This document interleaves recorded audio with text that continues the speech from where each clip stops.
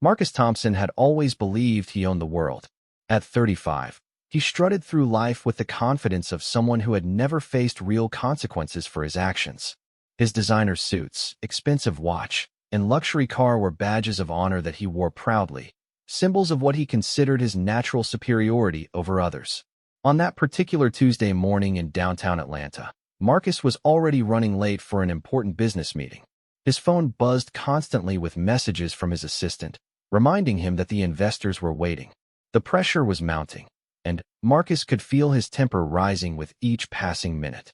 He had spent the previous night celebrating what he thought would be a guaranteed promotion at his marketing firm. The champagne and whiskey had left him with a splitting headache, and his usual morning coffee had done little to improve his mood. Everything seemed to be going wrong, and Marcus was looking for someone to blame. The morning sun cast long shadows across the busy street as Marcus hurried toward the metro station. His leather shoes clicked impatiently against the pavement, and he checked his watch for the third time in 2 minutes. The meeting that could change his career was scheduled to start in exactly 27 minutes, and he still had a 15-minute train ride ahead of him. As he approached the entrance to Riverside Shopping Center, Marcus noticed the crowds were thicker than usual. Street vendors had set up their stalls along the sidewalk, selling everything from fresh fruit to handmade jewelry. The aroma of grilled food mixed with car exhaust and the general chaos of city life created an atmosphere that only added to his growing frustration. Near the main entrance of the shopping center stood a small newsstand run by an elderly man who had been there for as long as anyone could remember. Next to it, a young woman had set up a small table with homemade baked goods. The smell of fresh cookies and muffins drifted through the air, attracting a steady stream of customers who stopped to browse her offerings. Marcus barely glanced at the scene as he pushed through the crowd, his mind focused entirely on his upcoming meeting. He had rehearsed his presentation dozens of times, knowing that landing this client would secure his position at the company and possibly lead to the partnership he had been chasing for years. But fate had other plans for Marcus Thompson that morning. As he rounded the corner near the shopping center's main entrance, his phone rang. The caller ID showed his boss's name, and Marcus knew he had to take the call. He stopped abruptly, pulling the phone to his ear while trying to find a quiet spot away from the street noise. "Thompson, where are you?" His boss's voice crackled through the speaker. "The clients arrived early, and they're asking questions about the campaign budget." Marcus felt his heart rate spike. "I'm 5 minutes away, sir. I'll be there before the presentation starts." "You better be. This contract is worth $2 million, and I won't have you screwing it up because you couldn't manage your time properly." The line went dead, leaving Marcus staring at his phone in disbelief. His hands were shaking slightly, whether from anger or anxiety, he couldn't tell. The pressure was overwhelming, and he could feel his carefully constructed confidence beginning to crack. He shoved the phone back into his pocket and looked around, trying to get his bearings. The crowd seemed even thicker now, and Marcus realized he would have to push through a group of people gathered around the baked goods table to reach the metro entrance. Behind the table stood a woman in her early 30s, her dark skin glowing in the morning sunlight. She wore a simple white apron over a flowing blue dress, and her hair was pulled back in an elegant bun. Despite the early hour, she was smiling warmly at each customer, taking time to explain her different offerings and making recommendations based on their preferences. Diane Williams had been running her small bakery business for 3 years, ever since she had saved enough money to rent a small space in the shopping center. What had started as a weekend hobby had grown into a thriving enterprise, and she now employed 6 people in her kitchen. Her success had come through hard work, determination, and an unwavering commitment to quality that had earned her a loyal customer base. This particular morning, Diane was in an exceptionally good mood.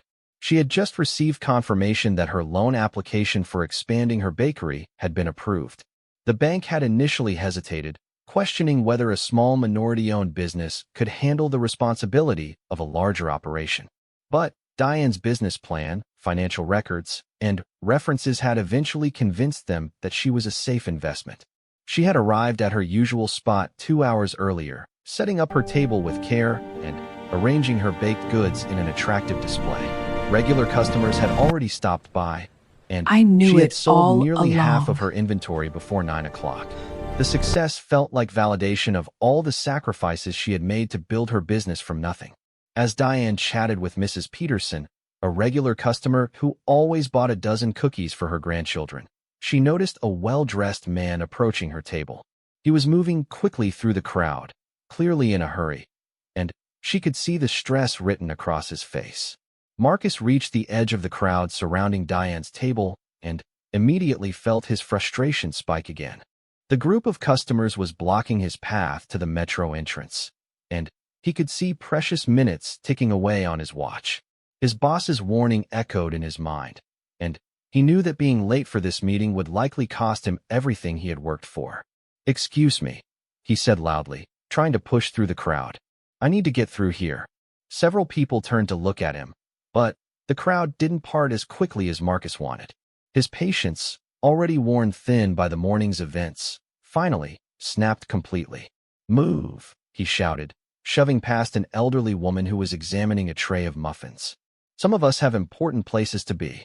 The crowd began to shift uncomfortably, sensing the tension that Marcus was bringing to what had been a pleasant morning gathering. Diane looked up from her conversation with Mrs. Peterson, concerned about the commotion near her table. Marcus finally reached the front of the crowd, but instead of simply walking around the table, he decided that the quickest route to the metro entrance was straight through Diane's setup. Without warning, he placed his hands on the corner of her table and attempted to move it aside. "Hey," Diane called out, rushing to steady her display. "Please be careful with my table." Marcus turned toward her, his face red with anger and frustration. In that moment, all of his stress, prejudice, and sense of entitlement came together in a perfect storm of poor judgment. "Listen here," he snarled, pointing his finger at Diane. "I don't have time for your little street vendor operation. I've got real business to attend to, not playing around with cookies and cupcakes." Diane felt her face flush with embarrassment and anger. She had encountered prejudice before in her business dealings, but never so blatantly in front of her customers. She took a deep breath, trying to maintain her professionalism despite the insult. "Sir, I understand you're in a hurry, but there's no need to be rude. If you need to get past, I'd be happy to move my table slightly, but please don't disrespect my business." Her calm response only seemed to enrage Marcus further. In his mind, this woman was standing between him and his career advancement, and he couldn't see past his own immediate needs to recognize her humanity or dignity. "Disrespect," he laughed harshly. "Lady, you're selling cookies on a street corner. You wouldn't know real business if it hit you in the face. Now get out of my way before I have security remove you from here." The crowd around the table had gone completely silent, shocked by Marcus's aggressive behavior. Mrs. Peterson clutched her purse tighter, while other customers began backing away from the confrontation. Diane stood her ground, her hands trembling slightly but her voice remaining steady. "Sir, I'm not doing anything wrong. I have permission to be here, and I'm running a legitimate business. There's no reason for you to speak to me this way." Marcus stepped closer to the table, his expensive suit and confident posture making him appear even more intimidating. He had crossed a line, but his anger and prejudice had taken control, overriding any sense of decency or self-awareness. "Permission?" he scoffed. "From who? The city doesn't give permits to people like you to set up shop wherever you please. You're probably here illegally, taking up space that real businesses could use." Diane's patience finally reached its limit. She had worked too hard and overcome too many obstacles to let this stranger insult everything she had built. Her voice rose slightly, but she maintained her dignity even as anger flashed in her eyes. "People like me? What exactly do you mean by that? I pay my taxes, I have all my permits, and I employ 6 people in my kitchen. Don't you dare talk to me about real business when you obviously know nothing about what I do or who I am." The confrontation had drawn the attention of other shoppers and vendors in the area. Some pulled out their phones, sensing that something significant was happening. The elderly man who ran the newsstand shook his head disapprovingly, having witnessed similar incidents before but hoping they were becoming less common. Marcus realized that people were watching, but instead of backing down, he felt the need to assert his dominance even more forcefully. His career, his reputation, and his sense of self-worth all felt threatened, and he lashed out in the most destructive way possible. "You want to know what I mean?" he said, his voice dripping with contempt. "I mean people who think they can play business without understanding how the real world works. People who set up card tables and think they're entrepreneurs. You're in my way, and I'm tired of being polite about it." Without warning, Marcus Rice, the police officers who responded to the scene, were experienced veterans of downtown Atlanta's busiest district. Officer Janet Mills and her partner Officer David Rodriguez had seen every type of incident imaginable during their 8 years patrolling this area, but the scene they encountered at Riverside Shopping Center was unusual even by their standards.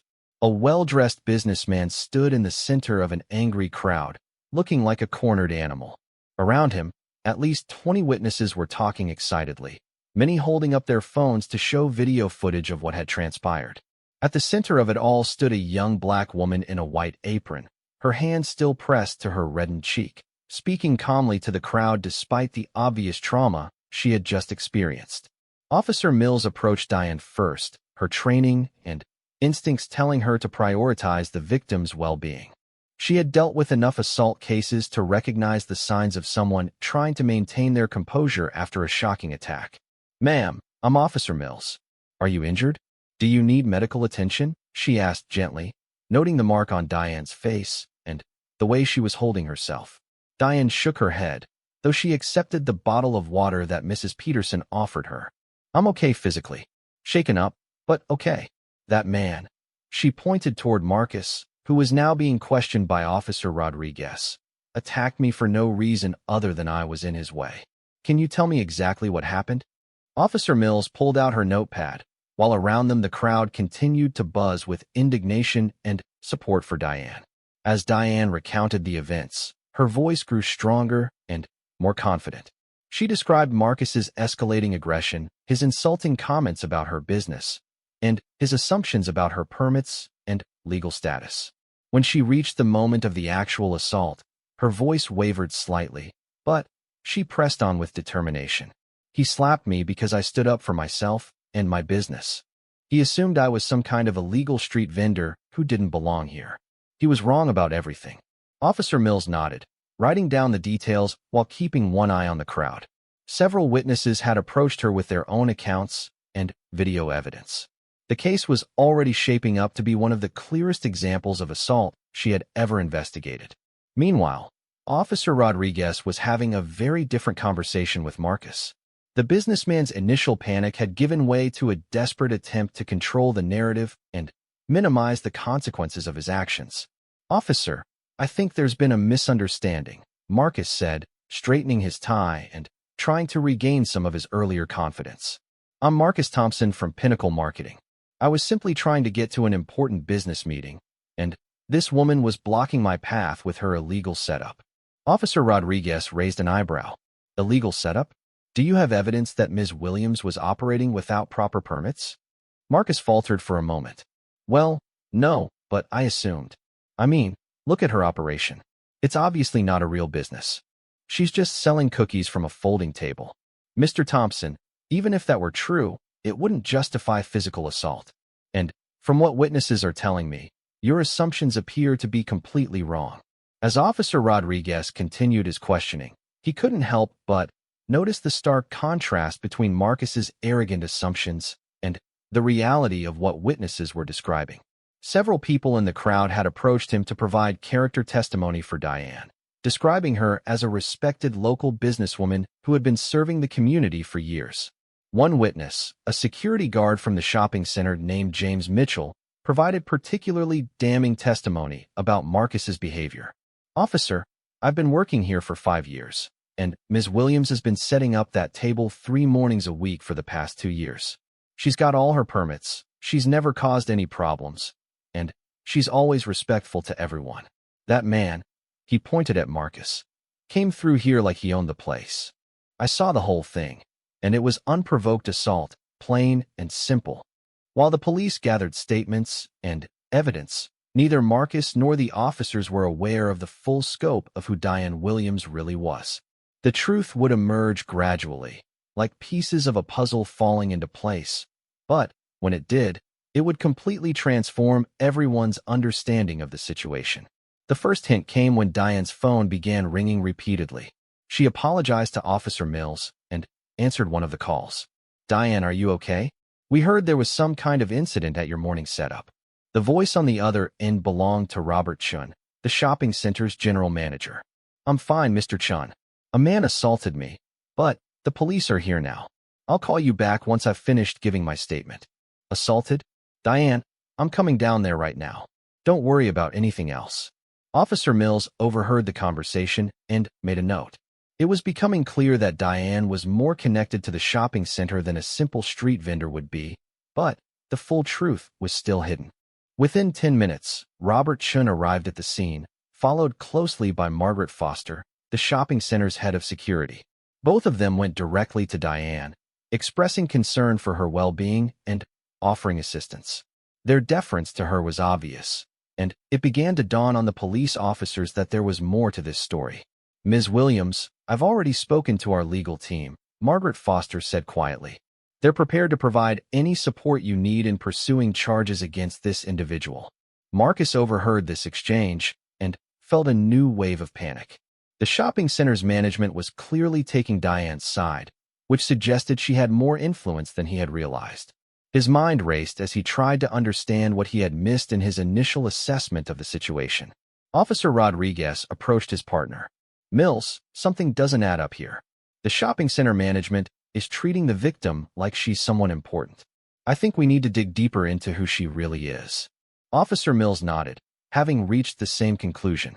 She turned back to Diane, who was now surrounded by a small group of people who were clearly treating her with significant respect. "Ms. Williams, I need to ask you some questions about your business for the police report. You mentioned you have permits to operate here. Can you provide me with some details about your business arrangements?" Diane smiled for the first time since the assault, though her cheeks still bore the red mark from Marcus's slap. "Of course, officer. I'd be happy to explain, though it might surprise you." She reached into her purse and pulled out a business card, handing it to Officer Mills. The card was elegant and professional, with embossed lettering that read, "Diane Williams, CEO and founder, Sweet Success Enterprises." Officer Mills looked at the card, then back at Diane with growing curiosity. "Sweet Success Enterprises? Can you tell me more about your company?" "Sweet Success is a bakery and catering company that I started 3 years ago. We have a commercial kitchen facility here in Riverside Shopping Center, and we cater events throughout the Atlanta metropolitan area. The table setup you see here is just one small part of our operation. I like to maintain a direct connection with our retail customers." As Diane spoke, more pieces of the puzzle began falling into place. Officer Rodriguez joined the conversation, and both officers began to realize they were dealing with something far more complex than a simple street vendor assault. "Ma'am, when you say you have a facility here in the shopping center, do you mean you rent space from them?" Officer Mills asked. Diane exchanged a meaningful look with Robert Chun, who nodded encouragingly. "Officer, I think there's something you should know. Diane doesn't just rent space here." The crowd around them had grown quieter, sensing that something significant was about to be revealed. Marcus, still standing under the watchful eye of Officer Rodriguez, strained to hear what was being said. Margaret Foster stepped forward, holding a folder of documents. "Officers, Ms. Williams doesn't just rent space in Riverside Shopping Center. As of 6 months ago, she owns it." The words hung in the air like an electric shock. Officer Mills looked from Margaret to Diane to the folder of documents, trying to process what she had just heard. "Owns it?" Officer Rodriguez repeated. "Owns what exactly?" "The entire shopping center," Robert Chin clarified. "Diane purchased Riverside Shopping Center through her holding company. She's not just a tenant here, she's our boss. She's the owner of this entire property." Marcus felt the blood drain from his face. He had just assaulted the owner of one of the largest commercial properties in downtown Atlanta.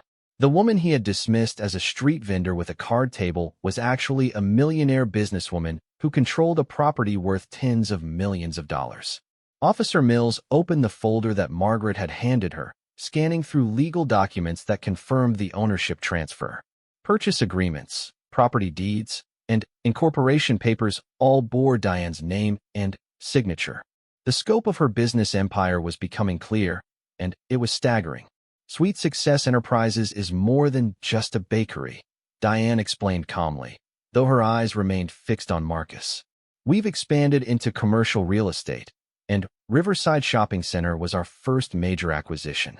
I still love baking, and I enjoy the personal connection with customers, so I maintain the table setup as a way to stay grounded in where I started. The crowd around them began to murmur with amazement and respect. Many of the regular customers who bought from Diane's table had no idea they were purchasing baked goods from a multimillionaire who could have easily hired others to handle such mundane tasks. Mrs. Peterson, who had been one of Diane's most loyal customers, shook her head in disbelief. "Diane, honey, I had no idea. All this time, I thought you were just a sweet girl trying to make ends meet with your baking." Diane smiled warmly at the older woman. "I am still that sweet girl, Mrs. Peterson. Success doesn't change who you are at heart. I still love baking, and I still love serving my community. The business growth just allows me to do it on a larger scale." Marcus stood in stunned silence, the full weight of his mistake crashing down on him like an avalanche. He had not only committed assault, he had assaulted one of the most successful businesswomen in Atlanta. The woman he had accused of operating illegally owned the very ground he was standing on. Officer Rodriguez approached Marcus again, his expression now much more serious. "Mr. Thompson, do you understand who you just attacked?" Marcus could only nod weakly, his earlier arrogance completely evaporated. I had no idea. I thought she was just what?" Officer Mills interjected, having overheard the conversation. "Just a black woman with a small business who didn't deserve your respect." The racist undertones of Marcus's assumptions were now laid bare for everyone to see. He had judged Diane based on her appearance and his own prejudices, never considering that she might be far more successful than he was. Diane approached the two officers, her composure remarkable given what she had endured. "Officers, I want to press full charges for assault. But I also want everyone here to understand something important." She turned to address the crowd that had gathered, her voice carrying easily across the space. "This incident isn't really about me or my business success. It's about respect, dignity, and the assumptions we make about each other based on appearances. That man," she pointed at Marcus, "assaulted me not because of anything I did wrong, but because of what he assumed about who I am and what I deserve." The crowd listened intently as Diane continued. "I'm fortunate to have achieved financial success, but every person deserves to be treated with dignity, regardless of their economic status. No one should be assaulted for standing up for themselves, whether they own a shopping center or truly are selling cookies from a card table." Her words resonated deeply with the witnessing crowd. Many had experienced similar prejudice and discrimination, and Diane's grace in the face of such treatment was inspiring. Marcus felt smaller with each word. The holding cell at Atlanta's downtown precinct was a stark contrast to the luxury Marcus Thompson had grown accustomed to.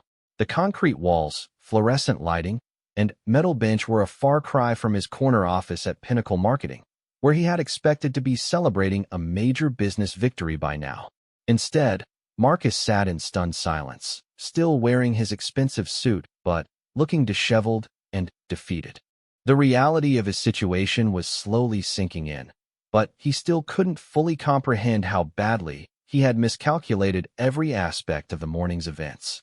His phone had been confiscated during the booking process, so he was unaware that his assault on Diane Williams had become viral news across social media platforms. Videos from multiple angles showed his aggressive behavior, the shocking moment of the slap, and Diane's dignified response. The story had captured the attention of millions, with most expressing outrage at his actions and admiration for Diane's composure. At Pinnacle Marketing, Marcus's absence from the crucial client meeting had already caused significant problems. The $2 million contract that had seemed so important to him was now in jeopardy, as the potential clients expressed concern about working with a company whose employees couldn't be relied upon to show up for important presentations. Sarah Mitchell, Marcus's assistant, had been fielding calls all morning trying to explain his unexpected absence. She had started with excuses about traffic and family emergencies, but as news of the assault began to spread, the truth became impossible to hide. By noon, the story had been picked up by local television stations. Channel 7 News led their broadcast with footage of the incident, followed by an interview with Diane Williams at her commercial kitchen facility. The contrast between Marcus's violence and Diane's grace was stark and compelling. "I don't want this incident to be seen as just about me," Diane told reporter Amanda Foster. "This happens to people every day who don't have the resources or platform that I'm blessed to have. We need to address the underlying prejudices that led to this attack." The interview showcased Diane's business empire in detail. Viewers saw her state-of-the-art commercial kitchen, met her employees, and learned about her journey from a weekend baker to a multi-million-dollar entrepreneur. The shopping center she owned was featured prominently, establishing clearly that Marcus had assaulted one of Atlanta's most successful businesswomen. At Pinnacle Marketing, CEO Jonathan Bradley called an emergency meeting with his senior staff. The company's phones had been ringing constantly with reporters seeking comment about Marcus's arrest, and several existing clients had expressed concerns about their association with the firm. "How could we not know about this?" Bradley demanded, pacing behind his desk. "One of our senior managers commits assault, and we find out about it on the evening news." Marketing Director Lisa Chun, who had worked closely with Marcus for 3 years, shook her head in disbelief. "Jonathan, none of us saw this coming. Marcus was always professional here. I mean, he could be arrogant and difficult sometimes, but I never imagined he was capable of violence." The Human Resources Director, David Park, consulted the file he had pulled on Marcus. Looking at his employment record, there were a few complaints about his attitude with support staff and some concerning comments during diversity training sessions, but nothing that rose to the level of disciplinary action. Bradley stopped pacing and turned to face his team. "Well, it doesn't matter now. We can't have someone charged with assault representing our company. I'm terminating Marcus Thompson immediately, and we need to do damage control with our clients." The decision to fire Marcus was unanimous, but the impact on Pinnacle Marketing would be long-lasting. Several major clients canceled their contracts within days, citing concerns about the company's culture and hiring practices. The firm's reputation in Atlanta's competitive marketing industry took a significant hit that would take years to recover from. Meanwhile, Marcus's personal life was also unraveling rapidly. His fiancée, Jennifer Walsh, learned about the assault from a friend who had seen the video on social media. When she tried to call Marcus, she discovered his phone was in police custody. Jennifer drove to the precinct, still hoping there had been some kind of misunderstanding. She had known Marcus for 2 years and was planning to marry him in 6 months. While she had occasionally been uncomfortable with some of his attitudes about race and class, she had never imagined he was capable of violence. "I need to see Marcus Thompson," she told the desk sergeant. "I'm his fiancée." The sergeant, who had been fielding similar calls all day, looked at her sympathetically. "Ma'am, Mr. Thompson is being held pending arraignment. He'll be allowed 1 phone call, but visiting hours don't start until tomorrow." Jennifer sat in her car outside the police station for almost an hour, trying to process what was happening. The man she thought she knew had committed an act of violence against an innocent woman, and it had been captured on video for the world to see. The engagement ring on her fingers suddenly felt heavy and uncomfortable. By the time Marcus was finally allowed his 1 phone call, 18 hours had passed since his arrest. He chose to call Jennifer, hoping she could somehow help him make sense of the disaster his life had become.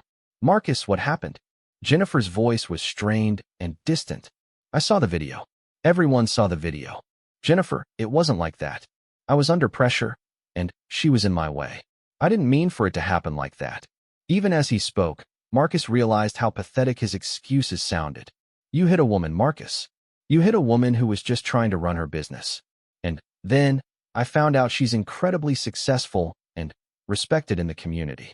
How could you be so wrong about everything?" The conversation continued for another 10 minutes, but it became clear that Jennifer was struggling to reconcile the man she thought she knew with the person she had seen in the viral video. By the end of the call, she had made her decision. "Marcus, I can't marry someone capable of what I saw in that video. I'm sorry, but this engagement is over."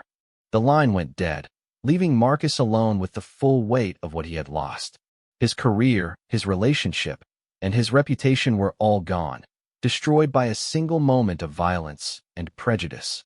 The next morning, Marcus appeared before Judge Patricia Williams for his arraignment. The courtroom was packed with reporters, and members of the public who had followed the story. Diane Williams sat in the front row, accompanied by her lawyer, prominent civil rights attorney Michael Jefferson. Judge Williams reviewed the charges and the evidence, including the multiple video recordings of the assault. The case was straightforward legally, but the public attention made it particularly significant. Mr. Thompson, the judge addressed Marcus, who stood beside his court-appointed attorney. You are charged with assault in the third degree. How do you plead? Marcus's lawyer whispered in his ear, advising him that fighting the charges would be futile given the clear video evidence. Your Honor, my client pleads guilty to the charges. The plea sent a murmur through the courtroom. Diane felt a mixture of satisfaction and sadness at seeing Marcus accept responsibility for his actions, though she knew his legal troubles were far from over. Judge Williams scheduled a sentencing hearing for the following month, but she also addressed the broader implications of the case. This incident has rightfully drawn significant public attention because it represents prejudices and assumptions that have no place in our society. While the legal system will address the criminal aspects of this case, I hope it also serves as a learning opportunity for our entire community. Outside the courthouse, Diane held a press conference with her attorney. The crowd of reporters and supporters had grown significantly since the incident, and her words were broadcast live across multiple news networks. I want to thank everyone who has supported me through this difficult time, Diane began. But I also want to use this platform to address something bigger than just what happened to me. She paused, looking directly into the cameras. Marcus Thompson's actions were wrong, and he will face the consequences of those actions. But his assault on me was the result of assumptions and prejudices that many people carry. He saw a black woman with a small table of baked goods and assumed I was somehow beneath his consideration or respect. Diane's voice grew stronger as she continued. I'm fortunate that I had the resources and platform to demand justice. But how many other people face similar treatment every day without the ability to fight back? How many small business owners, street vendors, service workers, and others are treated with disrespect because of others' assumptions about their worth? The press conference marked a turning point in how the story was being covered. What had started as a simple assault case had evolved into a broader conversation about prejudice, respect, and the dignity that every person deserves regardless of their economic status or background. In the weeks that followed, Diane used her newfound platform to launch several initiatives aimed at supporting small businesses and addressing discrimination. She established a legal defense fund for entrepreneurs who faced harassment or discrimination, and she partnered with civil rights organizations to provide business development resources for minority-owned enterprises. Marcus, meanwhile, faced the full consequences of his actions. In addition to the criminal charges, Diane filed a civil lawsuit seeking damages for the assault and the emotional distress it had caused. The case was settled out of court for an undisclosed amount, but sources close to the negotiations suggested it was substantial enough to significantly impact Marcus's financial future. The assault conviction resulted in a 6-month jail sentence, community service, and mandatory anger management counseling. Marcus also faced professional consequences that extended far beyond his termination from Pinnacle Marketing. The viral nature of the incident made him virtually unemployable in Atlanta's business community, and he was eventually forced to leave the city to find work. More importantly, Marcus was required to participate in a restorative justice program that brought him face-to-face with the impact of his actions. As part of this process, he was required to meet with Diane Williams in a controlled setting to discuss what had happened and what he had learned from the experience. The meeting took place 3 months after the assault, in a conference room at a community mediation center. Diane had agreed to participate not for Marcus's benefit, but because she believed it might help prevent similar incidents in the future. Marcus entered the room looking very different from the confident businessman who had strutted through downtown Atlanta months earlier. He had lost weight, his expensive clothes had been replaced by simple, modest attire, and his demeanor was subdued and respectful. Ms. Williams, he began, his voice barely above a whisper. I want to thank you for agreeing to meet with me. I know I have no right to ask for your time or consideration. Diane studied him carefully, noting the genuine remorse in his expression. Mr. Thompson, I'm here because I believe in the possibility of growth and change. What you did to me was wrong. But if this conversation can help prevent someone else from making similar mistakes, then it serves a purpose. Over the course of 2 hours, Marcus described the prejudices and assumptions that had led to his actions. He talked about growing up in an environment where success was measured solely by financial achievement, and where people were valued based on their economic status rather than their character or dignity. I thought success gave me the right to treat people however I wanted, Marcus admitted. I assumed that because you were selling baked goods from a table, you must be someone I could dismiss or push around. I was wrong about everything, and my ignorance cost both of us dearly.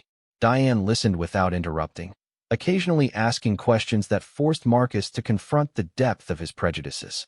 She was struck by how much he seemed to have changed, though she remained cautious about whether the transformation was genuine or simply the result of facing consequences. Mr. Thompson, the most troubling thing about your assault wasn't just the violence, but the assumptions behind it. You saw a black woman running a small business, and immediately concluded that I was somehow illegitimate or unworthy of respect. Those assumptions are what made the violence possible. Marcus nodded, tears forming in his eyes. Ms. Williams, I've spent the last 3 months trying to understand how I became the kind of person capable of doing what I did to you. I've realized that my prejudices weren't just harmless thoughts. They were dangerous beliefs that led me to dehumanize you and justify treating you badly. The conversation continued for another hour, covering topics ranging from systemic racism to personal responsibility. By the end, both participants had gained something from the experience, though Diane made it clear that forgiveness would be earned through sustained change, not through a single conversation. Mr. Thompson, I appreciate your remorse, and I hope it leads to genuine transformation in your life. But the real test will be how you treat people going forward, especially when no one is watching and you're not facing consequences. As they prepared to leave, Marcus made one final request. Ms. Williams, would you be willing to let me volunteer for one of the programs you've established? I know I can't undo what I did, but maybe I can help prevent others from making the same mistakes. Diane considered the request carefully. Mr. Thompson, if you're serious about making amends, there are many ways to contribute to positive change.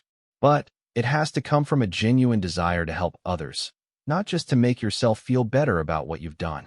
6 months later, Marcus Thompson was working as a volunteer coordinator for Diane's small business support program, helping entrepreneurs navigate legal challenges and discrimination. His work was supervised closely, and he underwent regular counseling to address his underlying prejudices. The transformation wasn't easy or immediate, but Marcus gradually became someone who used his experience to educate others about the dangers of prejudice and the importance of treating all people with dignity and respect.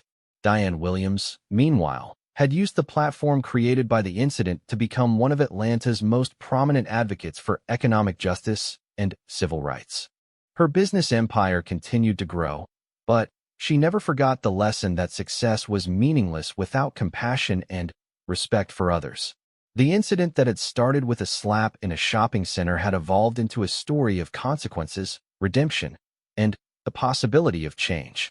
While Marcus Thompson had paid a heavy price for his moment of violence and prejudice, both he and Diane had ultimately used the experience to make their community stronger and more just.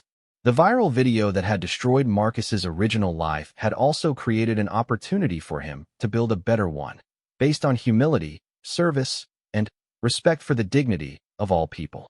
It was a lesson that resonated far beyond Atlanta, inspiring conversations about prejudice, privilege, and the power of treating every person with the respect they deserve.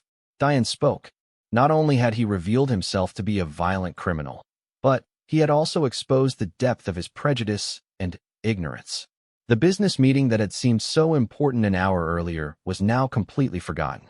His career, his reputation, and his freedom were all in jeopardy. Officer Mills completed her report and prepared to place Marcus under arrest. Mr. Thompson, you're being charged with assault in the 3rd degree. You have the right to remain silent. As the Miranda rights were read, Marcus's phone began buzzing with notifications.